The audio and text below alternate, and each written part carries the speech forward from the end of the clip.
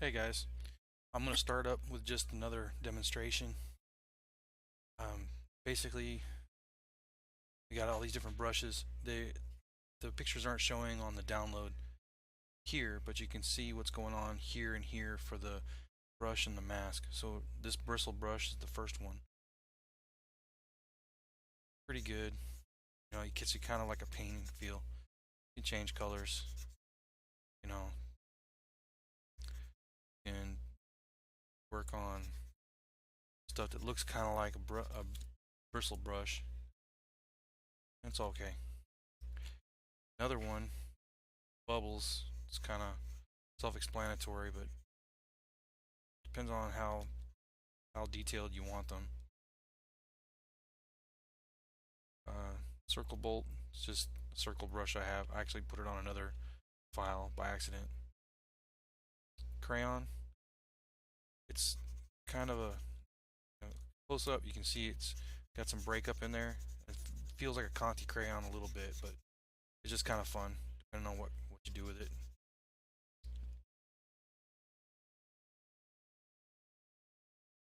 We got a diamond tile shape from an repeating image. It's mapped to the it's tiled, so we can change colors, we can change strength depending on what we want.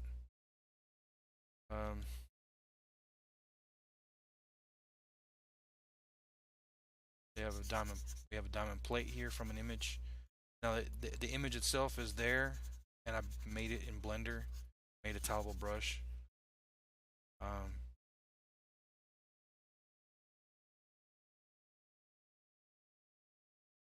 but it's pretty cool. Depending on what you want to do, you can go a lot bigger.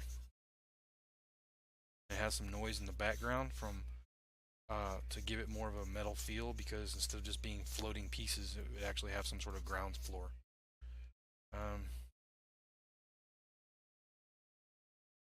Dots.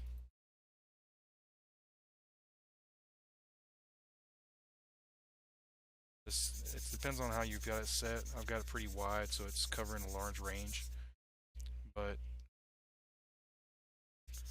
you can kind of get that. We can change the size here.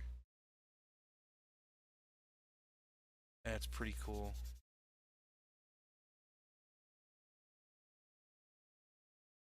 Anyway, kind of get the idea. You highlight all of them. You can go over.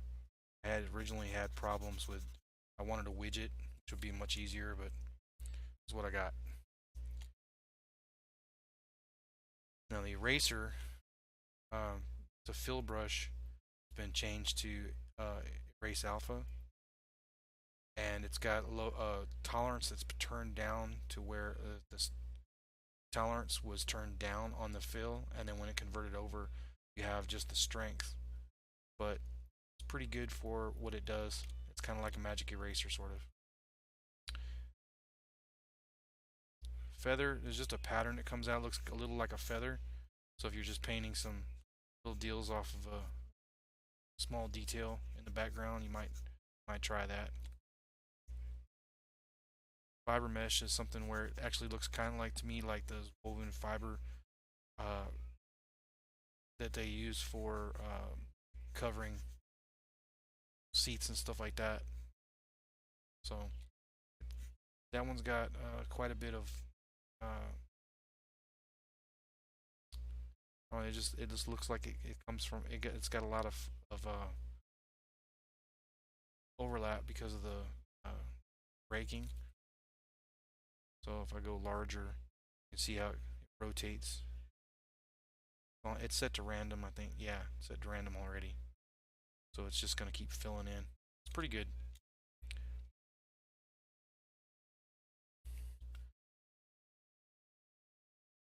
Finger paint. The reason I call it finger paint is because you can see the circle in the it's dragging, so it kind of leaves this tail. It has this feel like you can kind of see the paint kind of coming along. It might be actually usable for maybe, I don't know, let me see here.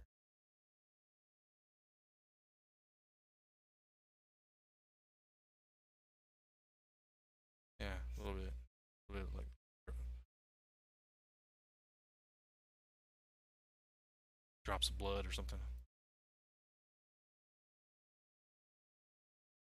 Flexible metal. Me, when I drag it along like that, it looks like it's flexible tube.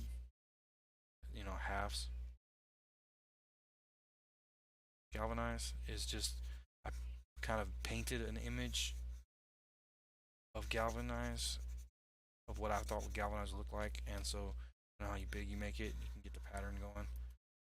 Kind of feels like a galvanized pattern, but painted, you can kind of get some texture underneath something. So if you want metal to be showing underneath something, works pretty well. Hair scratch.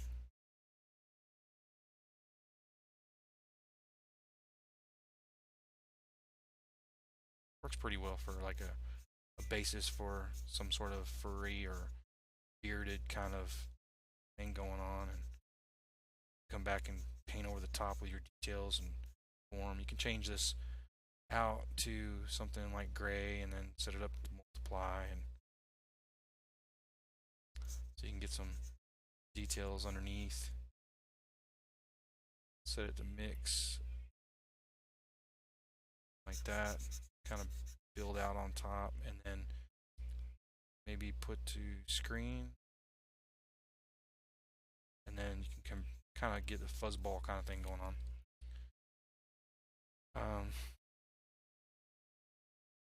Holy metal, something, another image map to it. Honeycomb, same way. Image, rectangle. It's a rectangle brush. Turning up the strength.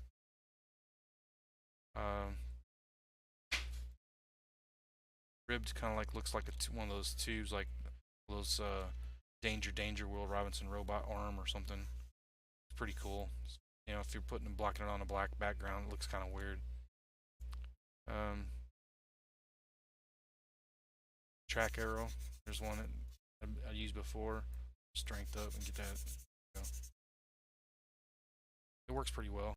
And the thing is with this deal is that you can actually I think you can, well, def.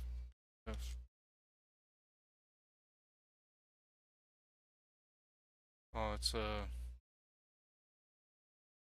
def. Yeah, with the mask, you got to use the Control Alt F, and so we can change the angle to that. You know, because it's a mask. And it's good to know because, like I just did, I just forget a lot. I gets where I work on projects trying to figure out how to make things and forget all my basics. Okay, so then we've got our woven material that I did from an image I made with Blender curves. It's just no big deal.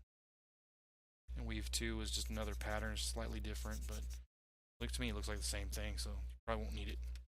Anyway, this file, like I said, all these pictures up here don't work, but you can see in the texture or in the texture mask what is being used, and you can kind of get a feel for what's going on over here in the properties editor. And I hope that helps out. Thanks a lot. Talk to you later.